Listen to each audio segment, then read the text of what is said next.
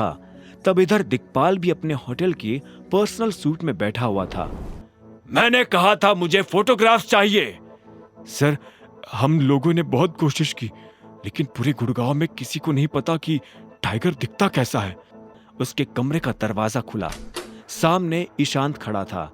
ईशांत वही लड़का था जिसने अनन्या को छेड़ने की कोशिश की थी और बाद में अभिनव से मार खाई थी। उसके हाथ में एक फोटोग्राफ था। ईशांत ने वो फोटो तुरंत दिक्पाल को थमा दिया था। जैसे दिक्पाल ने उस तस्वीर को देखा, उसकी आंखें फटी की फटी रह गई थी। उसने अपना चश्मा उतार दिया था। दिक्पाल ने पहले घूर कर अभिनव की उस फोटो को देखा और फिर अपनी नजरें ऊपर करके ईशांत को घूरना शुरू कर दिया। इस फोटो में इसका पूरा चेहरा क्यों नहीं दिख रहा है ईशांत? दिक्पाल की आवाज कपकपा रही थी। भले ही अभिनव का चेहरा अंधेरे की वजह से पूरा नहीं दिख रहा था, लेकिन गाड़ी के हेडलैम्प की लाल लाइट उसकी साइड प्रोफाइल से टकराकर उसके गुस्से को दर्शाने के लिए काफी थी। सर, वो रात का टाइम था ना, इसलिए। ईशांत की बेबुनियाद सफाई सुनते ही दिक्पाल के तेवर और भी कड़क हो गए। तेरे मोबाइल में टॉर्च नहीं है या उससे जाकर दिन में नहीं मिल सकता था तू? दिक्पाल का गुस्सा पूरे कमरे में गूंज उठा, जिसके साथ ही सामने खड़ा ईशांत कांपते हुए गिड़गिड़ाने लगा। सर सॉरी सर, अगली बार ऐसा नहीं होगा sir. Shut up and get out. जब तक मैं ना बुलाऊं अंदर मत आना। सिर झुकाकर ईशान तुरंत ही होटल के उस कमरे से बाहर निकल आया। इसी वक्त दिक्पाल ने भी अपना पसीना पोंछते हुए सिगार जला ली। मतलब वो सच में आ गया है टाइगर। दूसरी ओर इसी टाइगर यानी अभिनव का चेहरा लटका हुआ था, क्योंकि उसे अपनी मनचाही नौकरी नहीं मिल रही थी। क्या प्रोटॉन में ही और कोई पोजीशन खाली नहीं है मैम? सॉरी मिस्टर शर्मा, लेकिन आपकी स्किल सेट के लिए फिलहाल प्रोटॉन में कोई पोजीशन खाली नहीं है। आपके पास अभी सिर्फ इमेजिंग सिक्योरिटीज का ही ऑप्शन है। अदरवाइज आप घर जा सकते हैं, क्योंकि ऑलरेडी लाइन में काफी लोग लगे हुए हैं। रानी की बातों से अभिनव अंदर ही अंदर काफी गुस्सा हुए जा रहा था। एक पल के लिए तो उसने सोचा कि वो अपनी टाइगर वाली आइडेंटिटी दिखाकर तुरंत ही रानी को कंपनी से फायर कर दे, लेकिन फिलहाल समय ठंडे दिमाग से काम लेने का था। इसी ठंडे दिमाग से अभिनव ने सोचा कि रानी पर नजर दूसरी कंपनी से भी रखी जा सकती थी, लेकिन अगर उसे फिलहाल कोई जॉब नहीं मिलती तो कुछ हो भी नहीं पाता। ठीक है, I accept the offer. Good.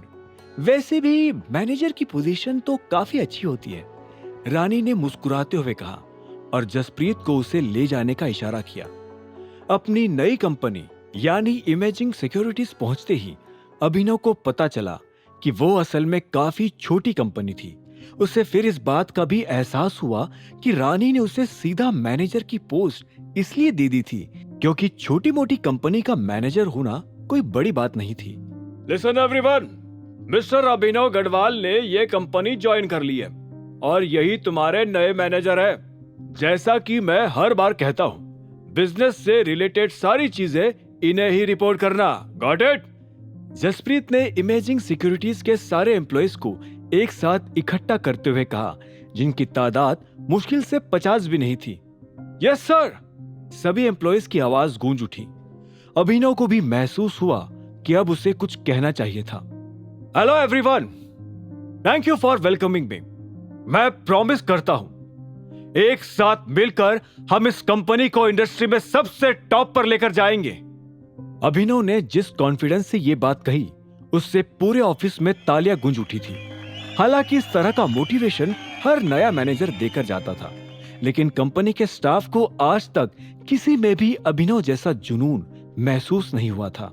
Very nice, keep it up. Now कोई प्लीज मिस्टर शर्मा को उनके कैबिन तक लेकर जाओ।